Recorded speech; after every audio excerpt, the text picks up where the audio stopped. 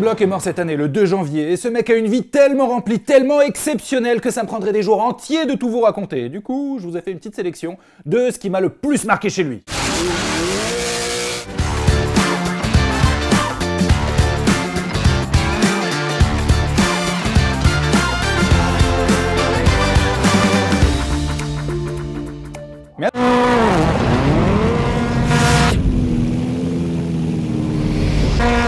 Comme je vous le disais au début de cette vidéo, ce serait impossible de vous raconter la vie de Ken Block en quelques minutes tellement ce type a fait de choses dans sa vie. Et c'est la raison pour laquelle je vais passer assez vite sur certains aspects de sa vie et me concentrer sur ce qui m'a le plus marqué moi, petit con passionné d'automobile. Au départ, Ken Block c'est un gamin fan de skateboard et il galère à trouver chaussures à son pied, au sens propre hein. Il galère à trouver des chaussures avec lesquelles il peut faire du skate tout en étant confortable et à l'aise. Du coup, avec deux potes, en 1994, il crée la marque DC Shoes.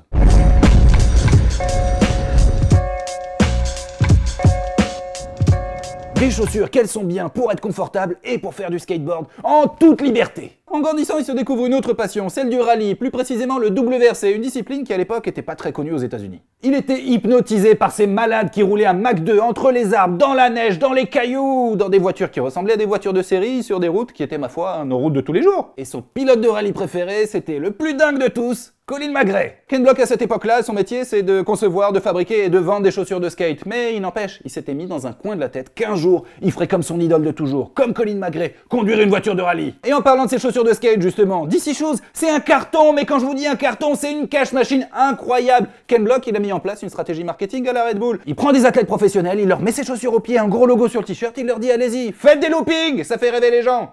Vous savez quoi, ça fait vraiment rêver les gens. Moi j'ai acheté des DC Shoes parce que ça me donnait l'impression d'être un petit peu ce skater qui faisait des loopings alors que je savais rien faire du tout.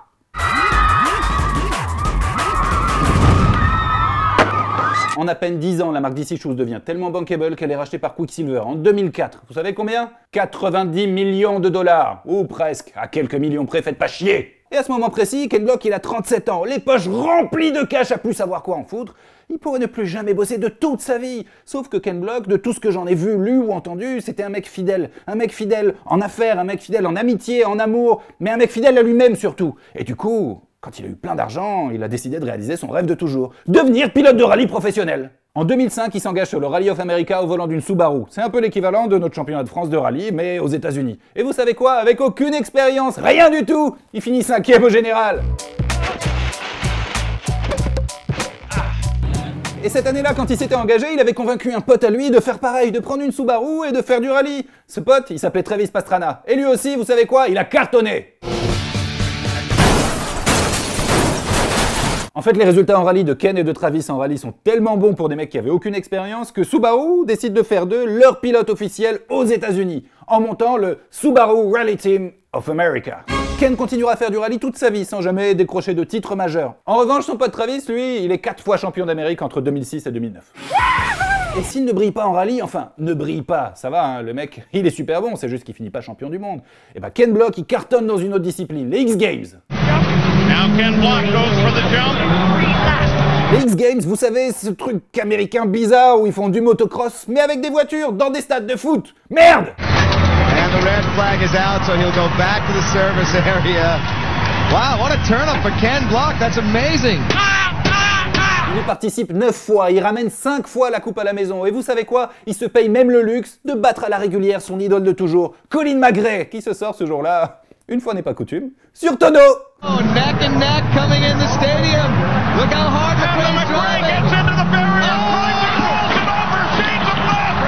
Pour un mec qui avait commencé sa carrière pro à 37 ans, Ken Block était un vrai putain d'athlète. Et même s'il avait le truc le plus difficile à obtenir pour la plupart des pilotes, même ceux qui ont du talent, à savoir l'argent, eh ben Ken Block il avait aussi du talent. Parce qu'il aurait pu avoir beaucoup d'argent, mais être un pilote de nul. Sammy, you are wrecking the car. Le 12 novembre 2008, ouais c'est précis, Ken Block s'essaye à un nouveau truc, YouTube.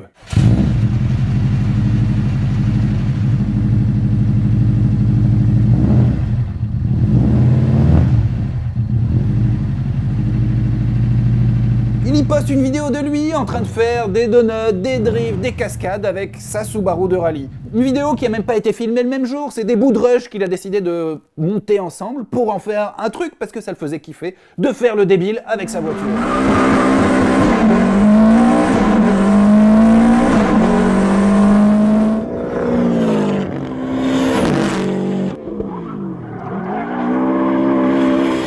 sans le savoir vraiment, et sans que nous on le sache surtout, cette vidéo un peu barbare, ça allait devenir le premier épisode de l'une des séries de bagnoles les plus incroyables, les plus folles, les plus belles de tout YouTube Game. Bien qu'il ait été produit avec la bite et le couteau, si on compare au Gymkhana actuel, ce premier épisode a posé des standards qui font encore référence aujourd'hui quand on parle de captation, de réalisation, de montage de vidéos de bagnole ou encore de la façon d'intégrer un sponsor dans une vidéo de façon naturelle.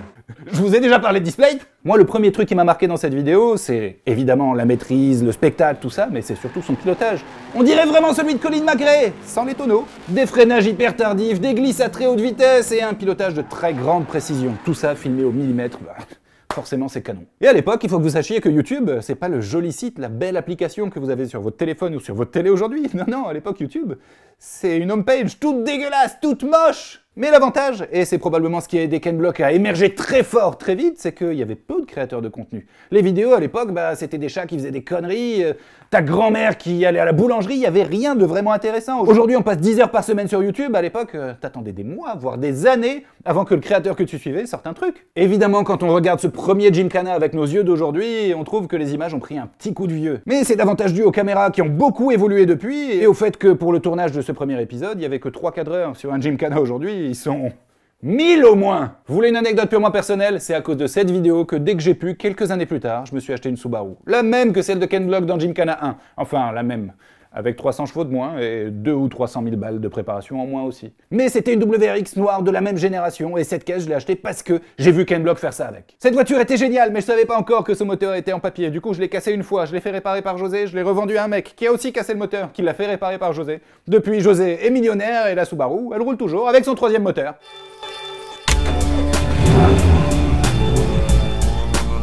Bref, cette vidéo elle cartonne, à tel point que Ken Block se dit que ce serait peut-être bien d'en faire d'autres. Genre 1 ou 2.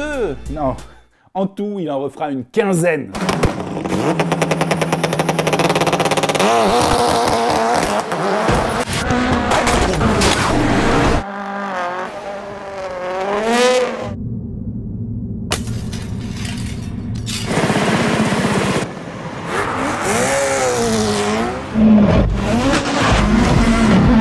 Les Gymkhana vont même devenir assez rapidement l'une des occupations majeures de Ken Block et de toute l'équipe qui l'entoure. Et cette équipe, c'est avant tout un groupe de potes, des autodidactes qui ont tout appris sur le tas et qui ont réussi avec des bouts de ficelle au départ à te faire des prods level Hollywood. Et je pense que vous connaissez tous le nom de ce groupe de potes, Hoonigan.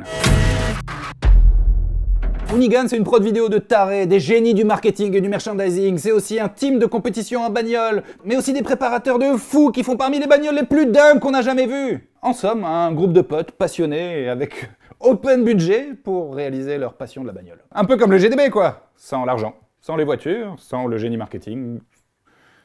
Bref. Si on se concentre uniquement sur ces énormes prods, au total il aura produit 12 Gymkhana, 2 Climbkhana et un Electric Khana avec Audi il n'y a pas très longtemps d'ailleurs. Toutes ces vidéos ont généré, si je prends uniquement YouTube, 650 millions de vues. Je sais pas si vous vous rendez compte, mais ça veut dire que potentiellement 10% de la population mondiale a déjà vu une vidéo de Ken Block. Et finalement la recette de ces vidéos est plutôt simple. Déjà il faut une voiture qui soit incroyable, mais genre vraiment folle.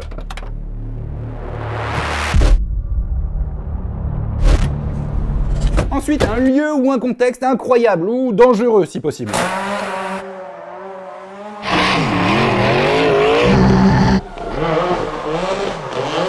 Une réalisation et un montage au millimètre.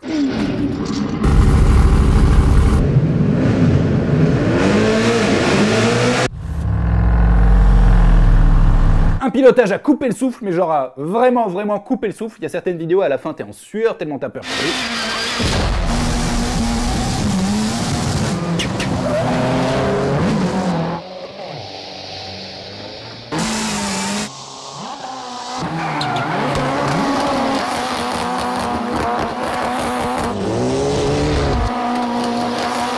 Tout ça pour donner lieu à des vidéos qui cartonnent à chaque fois. Et tout ça, ça fait qu'à la fin, t'as pas seulement une belle vidéo, pas seulement un joli pilotage, non, t'as un énorme show à l'américaine, un spectacle de dingue, avec des trucs auxquels tu t'attends jamais. Ce genre de vidéo, c'est génial, j'adore ça, mais le problème, c'est la surenchère. C'est que à chaque fois, pour que ça marche, il fallait faire plus, pire, plus grand, plus dangereux, plus tout que la précédente. Et ça... We had to think about a location that was going to be something completely different. Derek, you good? Que ça soit des défis techniques, des défis de pilotage, des défis de cascade, des milieux de tournage, à chaque fois il a fallu qu'ils innovent et qu'ils trouvent des trucs encore plus fou que les précédentes.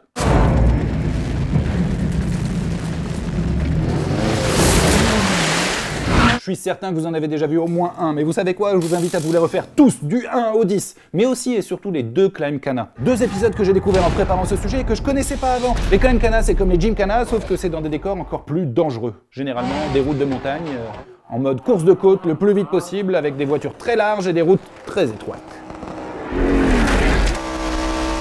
Et ces 2 épisodes de Climbkhana sont tout simplement devenus mes vidéos préférées de Ken Block.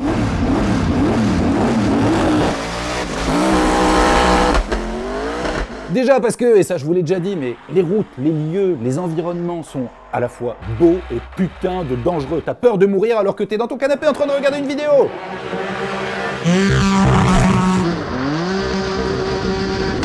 Et ensuite, le deuxième truc qui fait que ces vidéos sont mes préférées, ce sont les bagnoles que Ken Block utilise pour relever ses défis. La première, elle s'appelle Unicorn, c'est une base de Mustang de 1965, sauf que c'est devenu une 4 roues motrices avec un énorme V8 de turbo. Dans sa première version, elle sortait un peu moins de 850 chevaux. Et ensuite, pour le Climbkhana, pour celui à Pikes Peak, ils l'ont un petit peu gonflé. Ils se sont dit que pour monter à 4000 mètres, il fallait un petit peu plus de puissance. De 845, ils sont passés à 1400 chevaux! De l'aveu même de Ken Block, c'est l'engin motorisé le plus terrifiant qu'il ait jamais conduit de sa vie.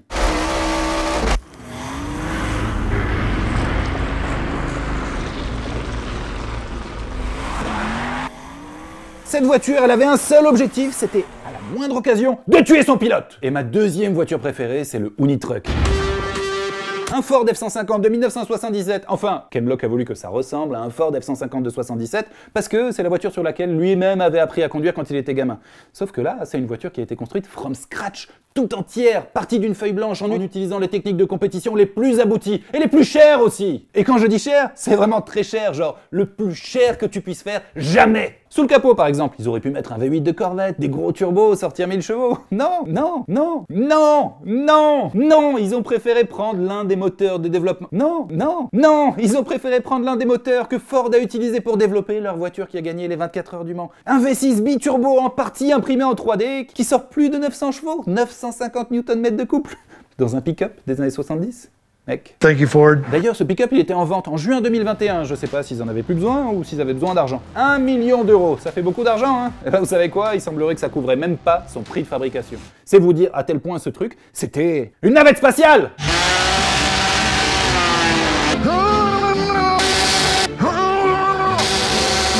Bon, ok, je vais vous faire un aveu. Les Climbkhana, c'est pas mes vidéos préférées. Enfin, c'est mes préférés ex aequo, avec Gymkhana 5 dans les rues de San Francisco. Mais aussi avec Gymkhana 1, parce que c'est là que tout a commencé. Et Gymkhana 3, parce que Subaru le sent. Et aussi avec Gymkhana 2020, c'est Pastrana qui est au volant, et sincèrement, t'as le souffle coupé au bout de la, quoi, 15e seconde. Il vole, il saute au-dessus d'une rivière, et un bateau qui passe en dessous, et il doit être à 200 à l'heure à ce moment-là. Je les aime toutes, ces vidéos.